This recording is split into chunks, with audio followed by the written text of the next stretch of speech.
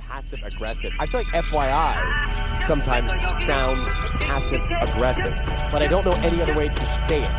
Like FYI, we covered this, or FYI, we talked about it. I know what you mean. I'm a big FYI-er. I don't know if it is considered. It wasn't on this list, so maybe it's okay. I mean, it seems on the border of passive aggressive to me, like a little. You know what it is? It's all caps too. You can put it in all caps. No, my phone does that. I don't do that. My phone does that. FYI, it's a little intense. Well, but in like quick time, like you're moving faster than day. FYI, FYI, don't forget. Covered. FYI, don't forget. Yeah. Why maybe just so you know. Oh, takes too long to type. Oh, you don't roll your eyes at us. It's LOLPIY. Yeah, you literally type in initials. Like you have to, yeah. Riddle. You don't even want to spell choosy. Alright, so what's on the list of 5 phrases to avoid being passive aggressive at work? Alright, here's one of them. Per my last email. Oh, the worst. So what it actually means is saying that you didn't really read what I wrote. Pay attention this time. So I will admit that many times I don't read email. And then I ask a question about something, and then my reply is, yes, I told you that in the email I sent. But so I didn't, and instead of like looking to see if the email was there, I prefer to just ask the question again.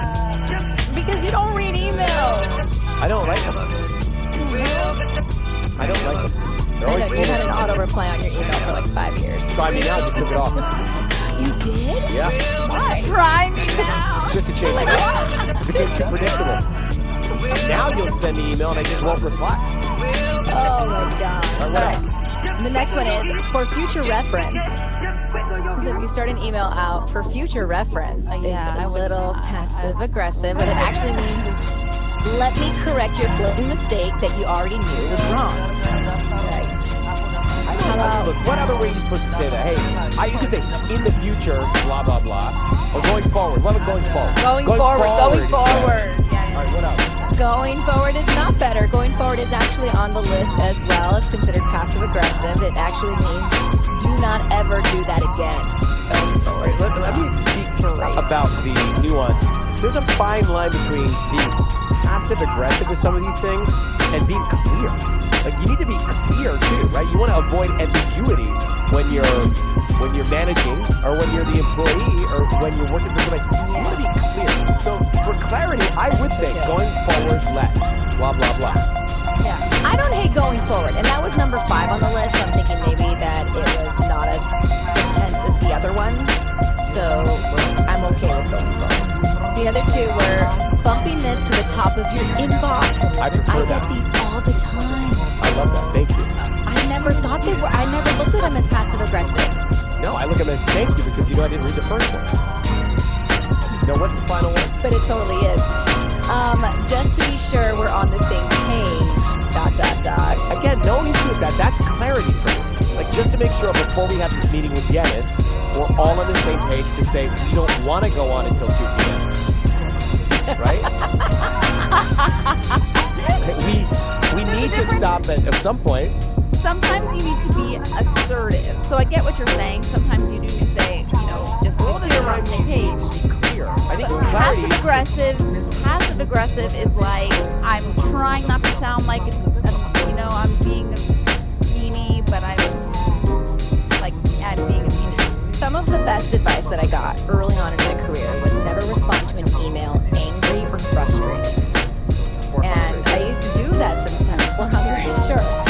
But you know what I mean? It's like you kind of just react so quickly and then that's it. Like once that email is sent, it's, so you really, if you're angry or you're frustrated with whatever the situation may be, take a beat, maybe sleep on it, respond in the morning.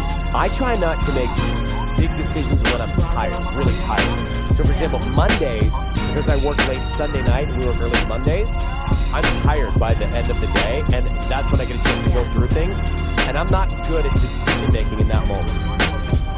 But you learn. This is a very, very exciting day. Matter of fact, Niall walked in and said, my God, you guys are overly enthused. Why are we overly enthused? Well, one is it's Friday. Yep, and no Friday. 2, Niall. I mean, this is a remarkable, probably one of the most memorable, or will be one of the most memorable days of your career. Yeah. When the first solo album is birthed. And you get to spend it with us. Yes. Thank you for choosing us. Always a pleasure, never a chore. I'm pretty happy. Now, just to give people some perspective on this, when did you start working on your solo album? What was the first big moment? I wrote This Town in March or April last year, so from then on really.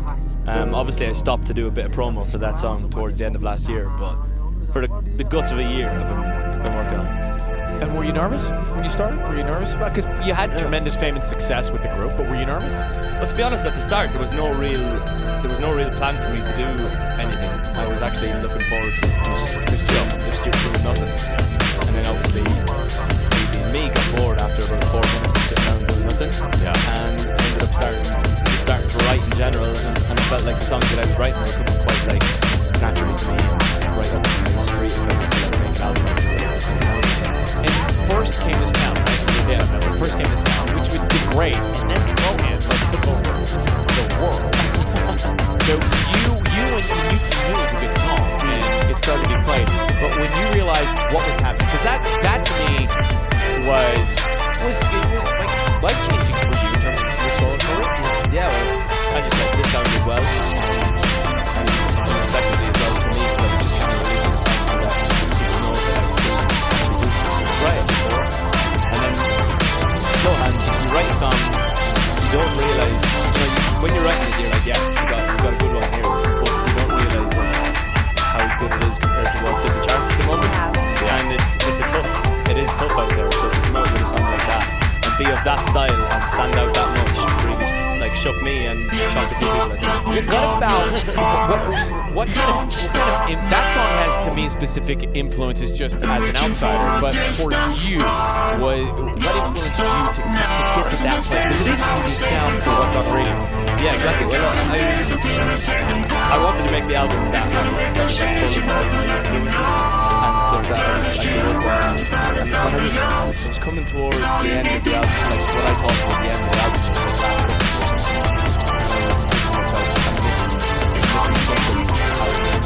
yeah, so I started to think about like Ron Henley in the early 80s and then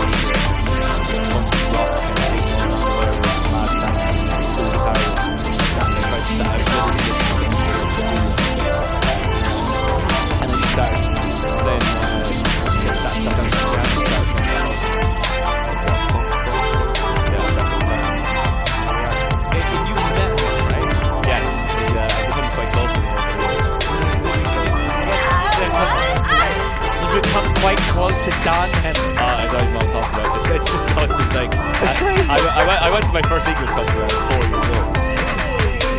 So to have a chat with him is just amazing. And he's giving me like little bits of advice on songs. Yeah, literally, yeah. And did you ask him, like, I'm trying to do, if I were around someone who were my influence in my business, there'd be something I would think about before I got there to ask him to remember. Did you think about something? Well, I just kind of, obviously, you get down in front of someone like that, you just ask them all the questions that you want to know about, the Eagles and blah, blah, blah. Yeah. And then it was just like stuff where I would write a song, and then I would kind of, if I felt like it was missing something or what I could add something to it, I would just kind of slide it over in an email to him, and he would, like in Slowhands, he was telling me what we could do with the riff. And, Really? yeah, Wow. and stuff like that. So it's pretty. It's I mean, excuse me. I'm gonna leave. Subject line, Don Henley, can I run something by you? That's so awesome. So cool. Subject line, Slowhands. You'd be like, what the hell is this? This kid's a little aggressive. Alright, we're coming back. Too Much to Ask. I got that track from Niall's album. It's called Flickers, out today in just a second. 102.7. It's Kiss FM. It's called Too Much to Ask. It's now on 102.7. Heartbreaker. Heartbreaker. Look at all these girls, huh? I mean, you spin around in your chair. There's girls everywhere, buddy, Yeah, behind you. he's waving everybody. Waving all the girls behind them. They're all in the other room over there. But that's got emotion. That's got real emotion to it. Yeah, it does. Yeah, I guess that's what Tanya just said to me. She said it pulls right in her heart. Well, that's a why. lot of strings to that heart. That's why we write these things. But I'm just thinking back when we first saw you come out on one of our stages, and you did a couple songs or maybe a song. That's right. Yeah. Yeah, you did like one, right? But now you've got this whole this album, this whole body. How is because being in One Direction was an intensity, and a level of intensity I'm sure you couldn't imagine. Being a solo artist is an intensity, but a different intensity, I'm guessing. How is it different? Yeah, big time. Well, in terms of making the album, I think the way we used to record stuff and write stuff was very quick. We kind of stuck to timelines and deadlines. And but so this time around for me, I didn't have to rush anything. I was given as much time as I wanted. I told everyone, I was pretty clear that with everyone that I was going to take my time, make sure I had enough time to make mistakes, and I felt like because of that I had time to make mistakes, and I wrote some terrible songs and I wrote some good ones. I had time for all of that. So, but there is a different intensity in other ways. Like the day to day, it obviously there's a lot more pressure on me, in terms of like interviews and stuff like that. You got to do it all you. So It's hard to explain. I can't really think of like individual scenarios, but yeah, you can't phone it in and lean on the other guy. Yeah, exactly. Yeah. It's all on you. Yeah, exactly. But it's kind of fun, I've really enjoyed it. You either like hide behind it all or relish it, and I think there's only one way to do it, really. Where did you live when you made most of this album? I was living here. Because you're kind of like you're looking a little LA right now. The t-shirt, the sunglasses, the haircut. Like you're becoming an Angelino in front of us. No, don't say that, please. No, it's not a bad thing. I know. It's not a bad thing. I'm joking. It's good. Yeah. But you vibed here a little bit in LA. Yeah, big time. I think the kind of music that I make is quite. Well, I've always been heavily influenced by anything kind of Southern Californian. That whole Laurel Canyon area of Joni Mitchell and Jackson Brown. Did you ever get Jackson Brown? Oh my God, one of my favorites. Yeah. Did you ever, did you get in your car sometime making the album or not? Just when you just get it. Like, I remember when I first moved here, I would get in my car at night. Yeah, I would drive I've done it. down the boulevard. I'd be like, just let it soak in. 100%. I've got a couple of, on the album, I've got a couple of windows down driving tunes, right? And I've driven down with playing like songs like On the Loose from the album, and a song called Since We're Alone, and I've played those kind of driving around in the car when I was listening to new mixes and when they were just being produced. And it's cool when you see the visuals of Los Angeles, in Hollywood. Big time, yeah. So now we did this DNA test where you spit in a tube. It's called 23andMe. And you send it out, and a couple weeks later it comes back and it tells you your heritage, your ancestry, all this stuff about you. And for example, Sissany, tell them what you found out. So I found out that I am like 30% Iberian and 60% European, like 1% Jewish, and 1% Italian. And 1% Jewish. It goes on and on and on. A religion. Yeah, and then it connected me to like 1,200 relatives. Nuts. They give you their names and everything. Really? Yes. Ryan. So I did, discovered and stuff forever, my parents, Connie and Gary Seacrest, Atlanta, Georgia, listening on iHeartRadio right now, they told me, we're Swiss, a little bit English, maybe a little German, but Swiss and English. I get my spit back. Guess what I am? Irish. Third. Yes! That's what I'm like. That's what I'm Guys are saying. brothers. My brother. Yes. It is with great pride we celebrate your album today. Yes. I feel like As a fellow family Irishman. member. As fellow Irish, I feel like a family member is giving birth today. Let's go for a pint of Guinness. Yes, let's go drink beer. Do things that we would do. Temple Bar. Yeah, 100%. The most expensive beer on the planet. Yeah. I am. I think I'm. From what I've gathered, I think I'm 100% Irish. Now, what if he does his DNA test and now finds out Right, he's he's zero Swiss. Irish? Someone give me a cup. Give me a cup, quick. I'll spit all over. He's Swiss. Hey, speaking of just thinking about beer, Ed Sheeran. Have you talked to him since he hurt himself? No, I haven't spoken to him. I want to find out what actually happened there. Did he actually get knocked down? I don't know. I know. No one seems to. I think that seems to be a rumor. I think that's he got knocked down. That'd make his arm break a lot worse than it actually Oh, is. so he's gonna sabotage? I reckon he just fell off the bike.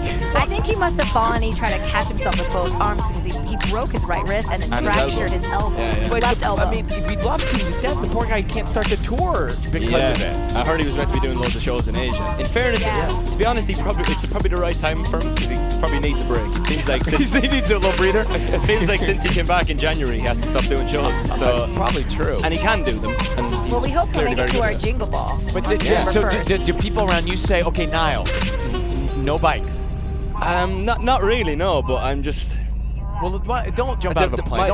Don't do something. Yeah, I kind of doesn't get any more aggressive than golf for me. So unless I crash the buggy or something like that, it's all pretty innocent.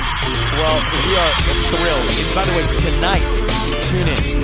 It is the iHeartRadio album release party tonight, 7 p.m. here on 102.7 Kiss FM, youtube.com/iHeartRadio. You're going to go through all the stuff, the music, yeah? Yeah, go to the Apple event.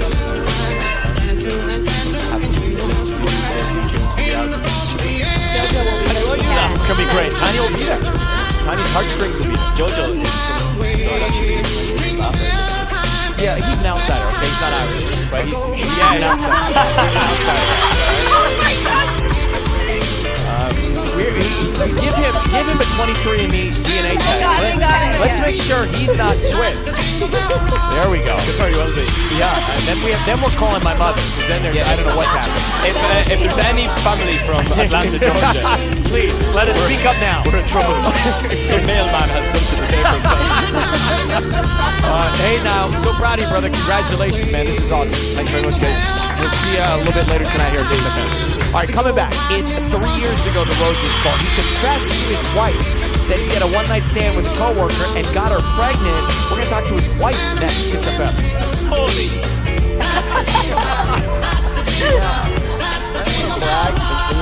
I don't want to brag, but obviously Tom Brady has been listening to the show, and he heard that I was talking about going on his diet, right? Because we looked up his after the Super Bowl. Everybody wants to, well, what's this guy eating? What's he doing? Yeah, it happens every year. Right, Every time he wins. Like he's such great shape. He's older for the NFL. So what's his program? And he eats mostly vegan or something, right? So I'm just. First of all, Tom, if you're up now, I'm sure you are working out or something. Thank you for listening. Because he sent over a magazine of himself. Oh, it's TV12. That's right. Yeah, what's up? It says how to do what you love better and for longer. By Tom Brady. You have more jewelry on today than you do? I do, and I'll get to that later in the show. Would you like me to read the book aloud, or should we give you a copy? I mean, that's a thick book, but some highlights. Just before the start of the Patriots' 2016 championship season, I went to a field near my house to throw the football with one of my dearest friends, my body coach, and the co-founder of the TB12 method, Alex Guerrero, a former teammate as well. It was a brisk late summer afternoon. Perfect. New England football weather. Actually, got pros. I was feeling that. It's very lengthy. 300 pages, and I don't think I'm going to get through it here. I'll just give you You know guys what a that copy. reminded me of? When you and Ellen used to read out of the Twilight book. Oh my gosh, back in Roger the security guard. It was then that I heard the calling again. Bella. It was farther away this time. And sometimes it sounded like several voices were calling me.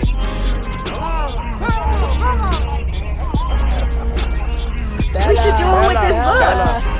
No, this book has been amazing. Didn't Roger get stuck in the tree? You did something. Did I get stuck in the tree? It was you, yeah. There's a video somewhere online. My favorite. Listening to those. Was Roger the security guy? Was he Bella? Or was he Robert Susan? What's his name? You were Bella, and he was Edward. I was Bella, and he would say, Bella, Bella. Yeah, Bella, Bella. Bella. And who was out in the tree? You, it was you. There's video online. Why was out in the tree? Was he going to move? Yeah. Yeah, you were cosplaying. You were role playing, cosplaying. When you dress up as a character and you become that character. Cosplay? How do you spell that? COS play.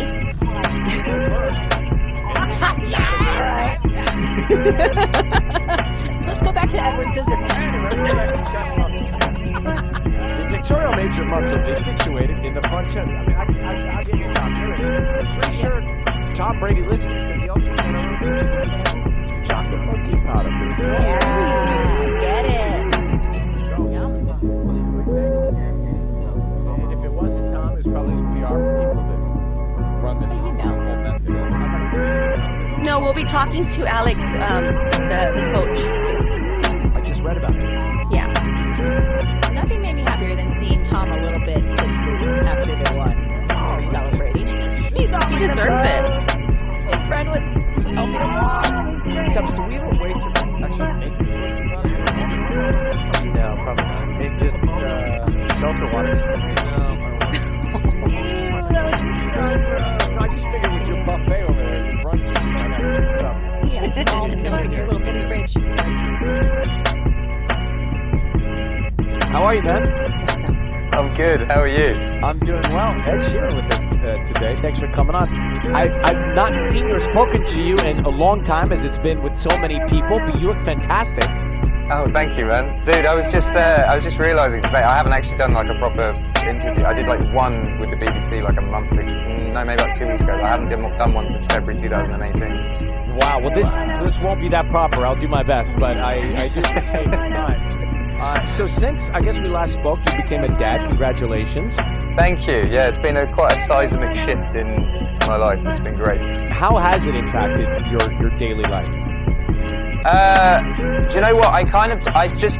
I mean, you know yourself, you just prioritize different things. Like I got healthy and sort of like just spent a lot of time at home. I didn't really do any music for about 6 months. I was just kind of like full-time dad, and then when it kind of got to the sort of 6 month point, I started doing studio time, but very like structured. Instead of like just working, I would like have a like 9 to 5. And I would do it at home and be able to, you know, I was doing vocals with like her asleep on my shoulder and stuff like that. It was, I love it was that.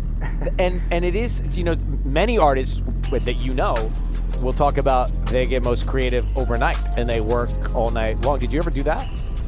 So that's never been the case with me. I always find nighttime sessions actually a bit uncomfortable because I get quite tired. So I've always been I sort of start at 10 and finish at 5 kind of thing. But now it's more like start at 8:30, finish at 4. So she has heard your baby has heard your songs. How does she react? She's good. You know, she doesn't like the ones that are like the big like belter singy ones. She kind of gets a bit shocked by that. But she likes this. There's one song on the album that's a very sort of like smooth lullaby. I guess not like it. Soothing. Yeah, she likes that one. Are you a hands-on dad? Are you changing diapers? Are you doing fully? all the... Yeah, fully. Do you know what I found? You know, like my wife kind of went through so much to have you know, it's like a big thing that like the one thing the man can do is change nappies, cook, clean, keep. So yeah, that's literally been from the start. I've been like fully doing that. Yeah. Is nappies diapers? Nappies with diapers? Yeah. Nappies is diapers. I'm gonna use that one day. I like that. Nappies. Sissy's actually pregnant with her third right now. I am pregnant. I got my Oh third right wow! Congratulations. How are you feeling? I'm feeling good. I just entered the 3rd trimester, so I know it's gonna get like more tough, but yeah, now, for sure. Yeah. The thing that I never got my head around was the weeks thing, you know, because usually it's just like, oh, a month and a bit, or like 2 months and a bit. Someone's being like, oh, it's 27 weeks. I'm like, what? Well, wait till, I mean, how old is your daughter? Oh, Lyra, she's 9. 9 months. 9 months. Right, but don't you call babies weeks for a while once they're born, sister? you do weeks for a while, and then it turns into months, and then at some point, like once they're like 2, you really stop counting the months. But you apparently have this thing for math, so you should be really good at all the math, Ed. We've seen the jerseys of the football team. No, I know. Do you know what? My albums are called that, but I'm actually not. I'm not a very smart individual. I kind of like I've got my parts of life that, you know, I feel like I can navigate, but in terms of like maths, I'm not like, I wasn't good at that at school, or languages. Although I learned Italian in the pandemic, which was the one thing that I feel like I got out of it. I have a house in Italy, and every time I'd gone to Italy, I just found like the locals were like, yeah, but you haven't learnt yet, have you? And I'm like, no, I will. And then I just decided that I was going to do it. So I do an hour a day. I've done that for about 10 months. Come Good for stai? you. Come stai? Yeah, sto bene. E tu? Bene, bene, grazie. Bene. I started, io sono Ryan. Di dove? Io sono Ed, io imparo un po' italiano ogni giorno. Mia bella l'insegnante Daniela, yeah, it's good. Much better than mine. I started Yeah, taking them wow. once a week during the pandemic, the Italian lessons, and I felt Yeah. it.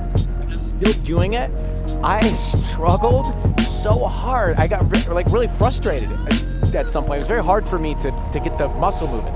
Yeah, dude, for me it was like, I kind of like got my grasp on like conversation, and then my teacher was like, right, now we're going to do past tense, and I was like, oh, and now I'm in that at the moment, and it's like a completely new language again. But it's really, I never learned.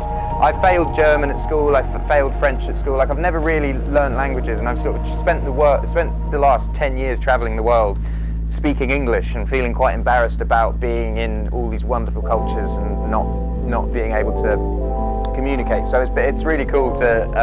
It sort of feels like a key that you unlock this door, and then suddenly this whole world opens up to you.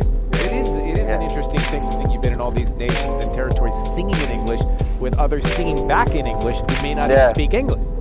Yeah, man, and it's I think it's a respect thing to even like it when you're in these different countries, just to at least learn like, hey, how you doing tonight, like. Do you get nervous about that? Do you screw that part up? Because I would be so nervous about that. Do you know, I think because we spend at least like a month in each place. Like if you go to Germany, we play like 15 to 20 shows. So by the end of it, you've got it down. Your new song is called Bad Habits. We don't know much about anything. So I don't even know where to start, but let's backtrack to, is the album called Minus? The album is not called Minus, no. The album is not called Minus. All will be revealed in time.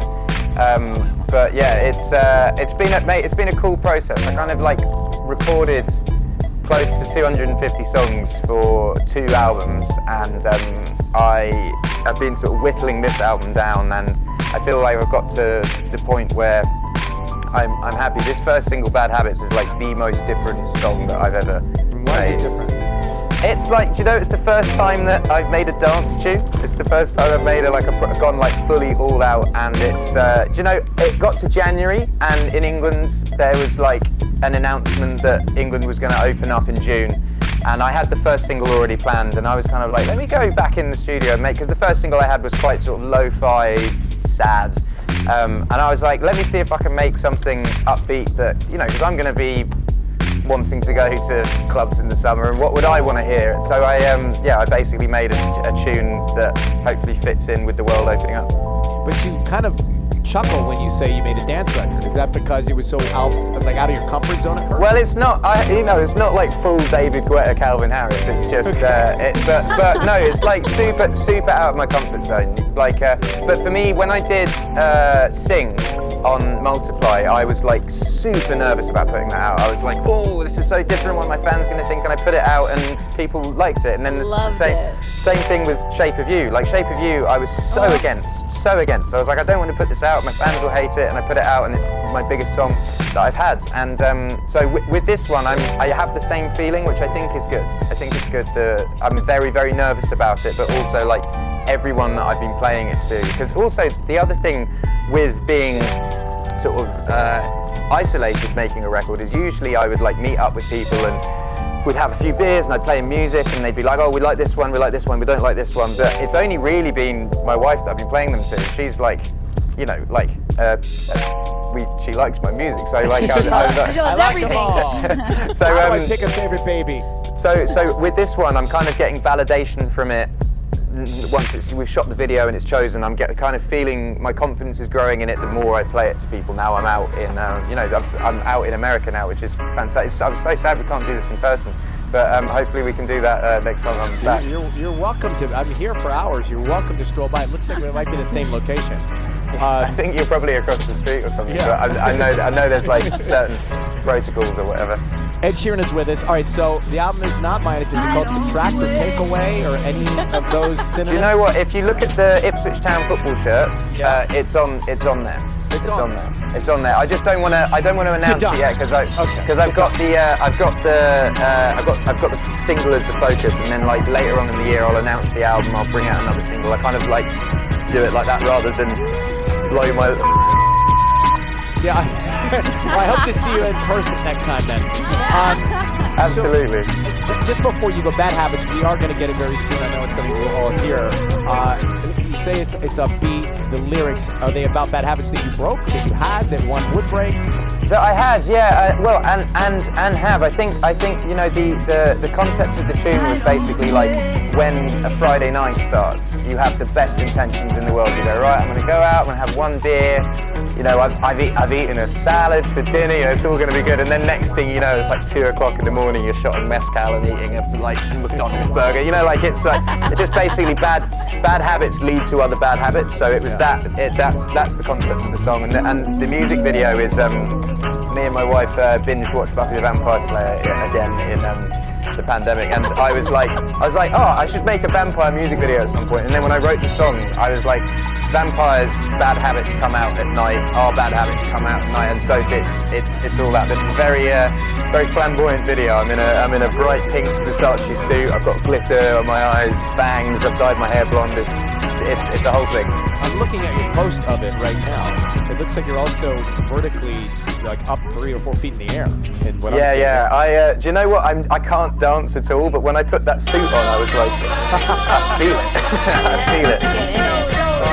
It's so great to see you. Really, so great to see you guys. I can sense the happiness in your life. So congratulations on all fronts, bro. Thank you, man. I feel like life is good. Life is good, and dude, I'm so happy to see you guys. And congratulations on the incoming baby. Thank you very much. Yeah, good stuff. Dude, I'll be back the next month, a month after. Whenever you guys can do in person, I'll be there. Great. That's your Bad Habits out June 25th. Take good care. We'll come back. I don't want to brag. You know, I don't want to brag. But obviously, Tom Brady has been listening to the show. And he heard that someone going on his diet, right? He looked up his active.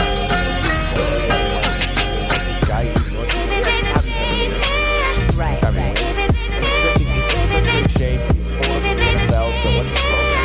And he eats mostly vegan, right? So, first of all, Tom, if you're up now, I'm sure you are working out. Thank you for listening.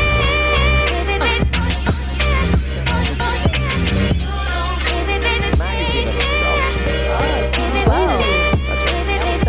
It says how to do what you love better. By Tom Brady. I do, and I'll get to that later in the show. Would you like to read the book aloud, or is it Some highlights. just before the start of the Patriots' 2016 championship season? I went to a field near my house to play a football with my dearest friend, my body coach, and the co-founder of the TB12 method, Alex Guerrero, a former teammate as well. It was a brisk late summer afternoon. Perfect. New England football weather. Actually, That pros. I was feeling that. It's looking very lengthy. it's 300 pages. And I don't think I'm going to get through it here. I'll just give you You guys know a what that copy. reminded me of? When you and Ellen used to read out of the Twilight book. Oh my gosh, back in the day. Roger the security guard. It was then that I heard the calling again. It was farther away this time. And sometimes it sounded like several voices were calling me.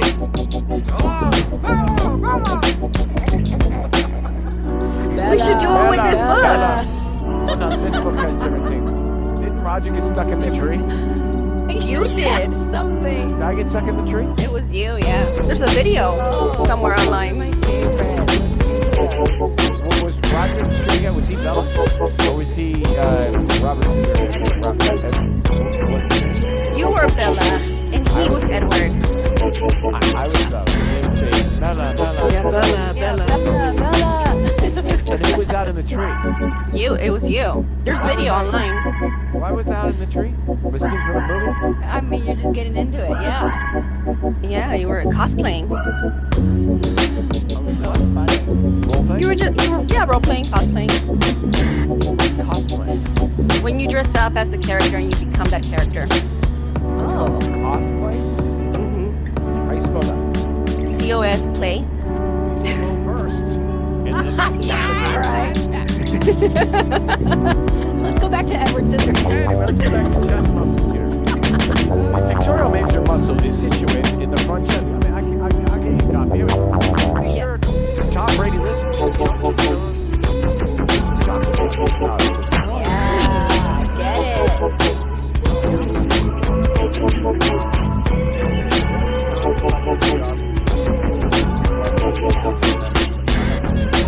No, we'll be talking to Alex, the coach. I just read about him.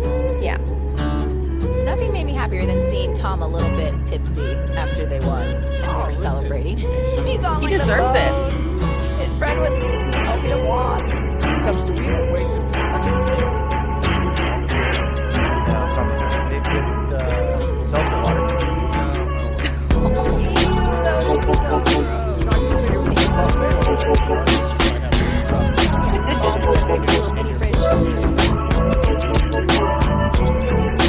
How are you, man? I'm good. How are you? I'm doing well. Ed's here with us today. Thanks for coming on. I've not seen or spoken to you in a long time, as it's been with so many people, but you look fantastic. Oh, thank you, man. Dude, I was just realising today I haven't actually done like a proper interview. I did like one with the BBC like a month ago. No, maybe like 2 weeks ago. But I haven't done one since February 2018. Wow. Well, this won't be that proper. I'll do my best, but I do appreciate the time. So since I guess we last spoke, you became a dad. Congratulations. Thank you. Yeah, it's been quite a seismic shift in my life. It's been great. How has it impacted your daily life? Do you know what? I mean, you know yourself, you just prioritise different things. Like I got healthy and sort of like just spent a lot of time at home. I didn't really do any music for about 6 months. I was just kind of like full-time dad, and then when it kind of got to the sort of 6-month point, I started doing studio time, but very like structured. Instead of like just working, I would like have a like 9 to 5. I would do it at home and be able to, you know, I was doing vocals with like her asleep on my shoulder and stuff like that. So it's good. And it is, you know, many artists that you know will talk about they get most creative overnight and they work all night long. Did you ever do that? So that's never been the case with me. I always find nighttime sessions actually a bit uncomfortable because I get quite tired. So I've always been I sort of start at 10 and finish at 5 kind of thing. But now it's more like start at 8:30 finish at 4. So she has heard, your baby has heard your songs. How does she react? She's good. You know, she doesn't like the ones that are like big, like belter, singy ones. She kind of gets a bit shocked by that. But she likes to sing. I wrote. There's one song on the album that's a very sort of like smooth lullaby. I guess not like it. Soothing. Yeah, she likes that one. Are you a hands-on dad? Are you changing diapers? Are you doing fully? all the... Yeah, fully. Do you know what I found? You know, like my wife kind of went through so much to have a, you know, it's like a big thing that, like, the one thing the man can do is change nappies, cook, clean, keep. So yeah, that's literally been from the start. I've been like fully doing that. I love that. Yeah. Is nappies diapers? Nappies with diapers? Yeah. Nappies with diapers. I'm gonna use that one day. I like that. Nappies. Sisney's actually pregnant with her third right now. I am pregnant. I got my Oh third. wow! Congratulations. How are you feeling? I'm feeling good. I just entered the 3rd trimester, so I know it's gonna get like a little more tough, but Yeah, now, for sure. The thing that I never got my head around was the weeks thing. You know, because usually it's just like a month and a bit, or like 2 months and a bit. Someone's being like, 27 weeks. I'm like, what? We'll wait till, I mean, how old is your daughter? Oh, Lyra, she's 9. 9 months. 9 months. Right, but don't you call babies weeks for a while once they're born, Sisney? you do weeks for a while, and then it turns into months, and then at some point, like once they're like 2, you really stop counting the months. But you apparently have this thing for math, so you should be really good at all the math. And we've seen the jerseys of the football team. No, I know. Do you know what? My album's called that, but I'm actually not. I'm not a very smart individual. I kind of like I've got my parts of life that I feel like I can navigate. But in terms of like maths, I'm not like I wasn't good at that at school. or languages. Although I learned Italian in the pandemic, which is the one thing that I feel like I got out of it. I have a house in Italy, and every time I've gone to Italy, I just found like the locals were like, yeah, but you haven't learned yet, have you? And I'm like, no, I will. And then I just decided that I was going to do it. So I do an hour a day. I've done that for about 10 months. Come stai? Come stai? Yeah, sto bene. E tu? I started io sono io sono Ed, io ho imparato un po' italiano ogni giorno. Mia bella l'insegnante Daniela It's much better than mine. I started taking them once a week during the pandemic, these wine lessons, and I thought just doing it, I struggled so hard. I got like really frustrated. That sometimes it's very hard for me to get the muscle moving. Yeah, dude, for me it was like, I kind of like got my grasp on like conversation, and then my teacher was like, right, now we're going to do past tense, and I was like, and now I'm in that at the moment. It's like a completely new language again, but it's really, I never learned.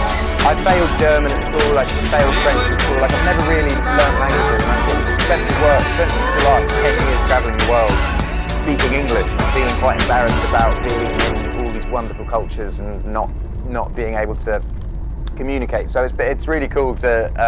It sort of feels like a key that you unlock this door, and then suddenly this whole world opens up. All these nations and territories singing back to Yeah, man, and it's I think it's the respect